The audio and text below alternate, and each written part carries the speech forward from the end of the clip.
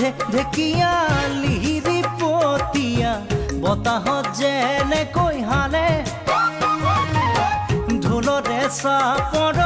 তোৰে লাহি কঁকাল দুচেও তিনি চেওকৈ ভাগে তোৰ দৰে নাচনি দেখি শ্ৰীকৃষ্ণই বাঁহী বজাইছিলে চাগে মোৰ মইনা ঐ বাঁহী বজাইছিলে চাগে পৰ্বতৰ ঢেকীয়া লিহি